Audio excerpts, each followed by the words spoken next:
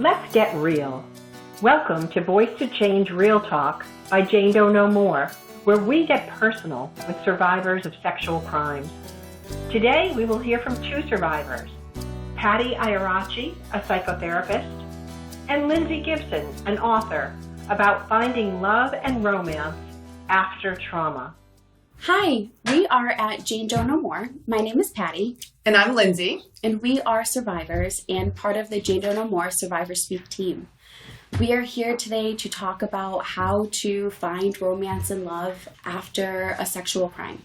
And Lindsay has her debut novel that's called The Christmas Promise that discusses romance. And, Lindsay, can you tell us how and introduce yourself? Yes, writing happy endings, especially as a survivor, is definitely very triggering, and it has been, but it's also very empowering, and it's been very therapeutic.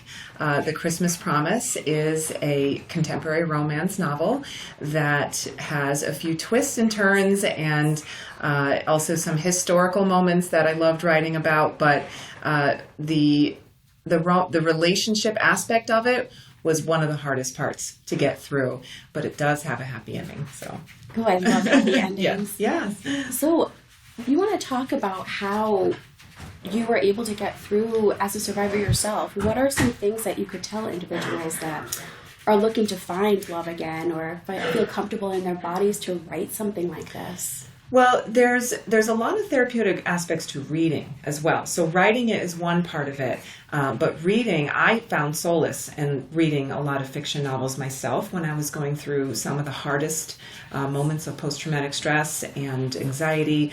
For me, picking up these novels and immersing myself into the characters and into their stories and into their lives helped me to escape what was going on and take a break mentally. Mentally, it's so hard to get through our days, and we are triggered by so many different things. But for me, fiction was that pause that I was able to find, and so writing brought me the same relief. Yeah, I think that's incredible.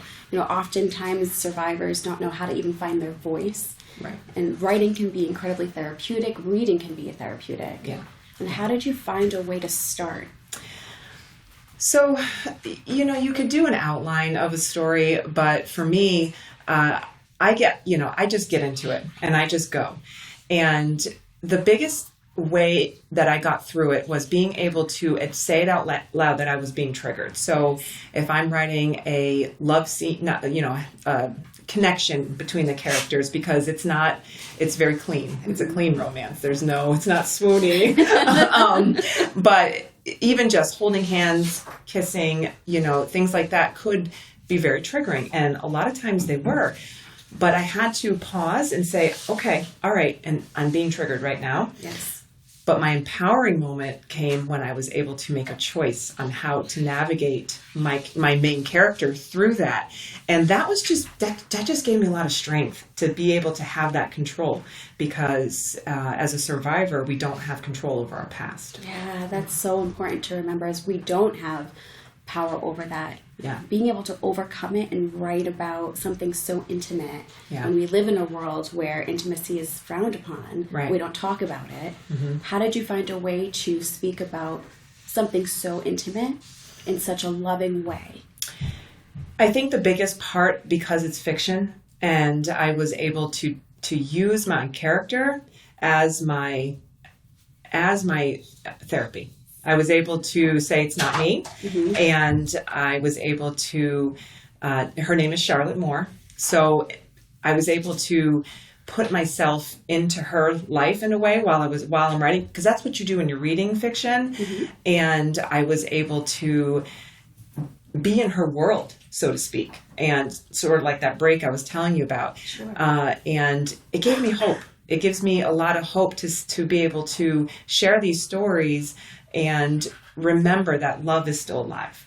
And it was just a reassuring thing to go through each scene, but I had to do it very carefully, and I had to take a lot of breaks, especially during the connection. Yeah, I think that's also important to know, is that you had to take these breaks, because as a survivor, even though we go through these healing processes, the different healing paths that we all have, it still can be triggering. Yeah. But it's a normal reaction. When you were writing this as a survivor and you felt triggered, how did you work through that piece of it? Because I'm sure there are a lot of survivors who want to know, if I get stuck, how do I move past this or through it? So going back to being able to control the ending for that was one part of it. But when the triggers would come, there was actually a scene at the end, and I identify with this main character in one major way. I think in all my novels, I'm going to be able to identify, because there's going to be a piece of me in all of my main characters. I think that's just normal when we're writing fiction. But there's one part of it that really helped me move past some of the biggest triggers that I had while writing this story. And that's my main character at the end, being able to identify who she is versus what she's been through. So as a survivor, for many years while I was going through some of the hardest traumatic moments that I had with anxiety, insomnia, and all the symptoms that I had, I was not able to remember who I am, because we are still who we are. And so being able to immerse that into this character and being able to have her say at the end who she is, because that's the big arc that she goes through, is because she loses herself. And I identified with that so many different ways, and that helped me get through the biggest, the hardest moments, is being able to say, I'm still me. And remembering that. And that's, even before I wrote this book, that's how I would pause and say, okay, I am still Lindsay, know. And so it was just so empowering to be able to put it into her. Absolutely. We all need that empowerment as survivors. We need to feel that. But I think you said something really crucial, in that you didn't know who you were before or after it happened, and trying to find your way back to, who am I as a person? Who am I as a woman? Who am I as an intimate person? Yeah. And so being able to utilize a book and write this character is incredible and possible. Yeah. And I think that's an incredible message to send out to survivors, is that you can go through such a tragic thing and still come out and find who you are, an even stronger person. Yeah, and I think that writing those moments between her love connection, and his name is Aiden, and writing those moments where they were starting to fall in love, and if I felt my own triggers coming up, even just writing those moments reminded me that, again, that there is romance in there is love, and it will carry you through. And so it was more like a reminder, Yes. Even after many years of, healing from what happened to me, life goes on. I've had other hard things happen. I've had other struggles and all these things, because that's life.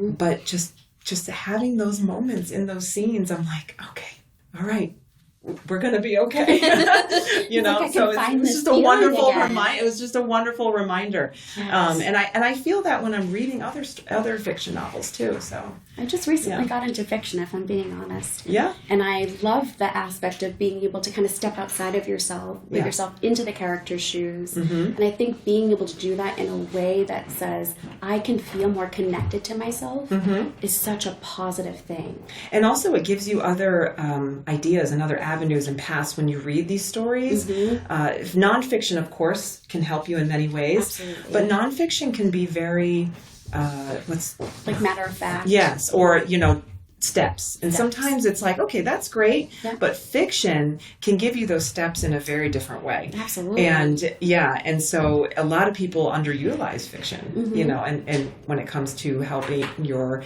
emotional strength and things like that. And so when I was reading fiction during my hardest moments, I remember saying to myself, this is even like 10 years ago, I was like, I am going to write these stories for others because of what they're doing for me. Yes. So that was my goal. I love that, because fiction is one of those things too that you can say, this isn't my life, but it gives me this imaginatory life that I can feel. Yeah. Our brains are so incredible in that way, in that we can imagine something and feel it. Like if we look in terms of therapeutic ways, we have psychosomatic symptoms. And when we feel that, right, there's that connection to ourselves. So our brains can take us on this whole journey and feel like we've been a part of it. Right. So it can be sincerely therapeutic reading something like this when it comes from a survivor's perspective. The last question that I want to ask, because I think it's really important. Yeah.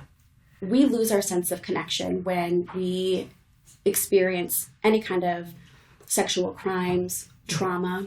How did you find yourself connecting back to your felt sense and being able to write something so beautiful? Well, I think that's a really good question. I think before I was able to even pick up my laptop and write the first words with something like this, I had to go through a series of grounding. Yes. A lot of grounding. And I have a wonderful husband. I'm blessed with that, and I know that. But sometimes relationships are not that easy for a lot of people. But I had to kind of push that away and ground myself as a woman and as a survivor and as a mother and all the roles that I have. And I want my characters to come to on their own as well. And so I told my publisher, I want to write stories where she finds it herself. There is no savior, right? I love this. But there's love. Yes. Because we as humans, that's what we need, right? And that's what we want is love. So of course there's going to be love. But she's going to overcome that arc that I was saying, and that, those conflicts that she's going to face on her own, because that's what I had to do. Yes. So understanding that I have a choice to move forward. I cannot take away what happened to me, but I have a choice on how I'm going to navigate my life, even when all the other bumps come and even when all the other struggles come, because like I said before, they're going to come. And that's what I had to do first and I had to remind myself. And I remember having a conversation with my mom about this before I started writing the story. And she said, you're ready. You're ready to do it. But just remember who you are, and remember the techniques that you used before to be able to put that into your character. Because I don't think I'd be able to write strong characters if I didn't do that prior. Right. So words of wisdom. Yeah. I think you so succinctly put it. And I think hope is the answer. And another thing that my husband said, I want to point out, is he said, remember, you're safe. You're safe right now, and you're safe with those characters. And that is a really helpful thing to remind yourself, if you're a survivor, that it's safe to feel all those feelings that you are feeling, that you do feel through these characters. You're able to put your own life on pause, but you can still feel like, when you're watching a movie, it's the same thing. You're rooting for those characters. You're feeling all the things. Exactly. And you can say to yourself, and I'm safe to do that, So, yes. Yeah. Because we are safe. That's how we heal. That's right. Thank you so much, Lindsay. Can you tell us where we can find your book? It's available on Amazon, BarnesandNoble.com, so it's available online. And you can go to author.lindsaygibson.com, and you can contact me if you have any questions, or you want to reach out to me, or even come in to a book club. I would love to. Excellent. Yeah. Thank you all for listening. If you've enjoyed our conversation, please follow, and share. What would you like to hear a real conversation about? We would love to hear from you. And if you enjoyed this podcast, please leave us a review and share it with friends.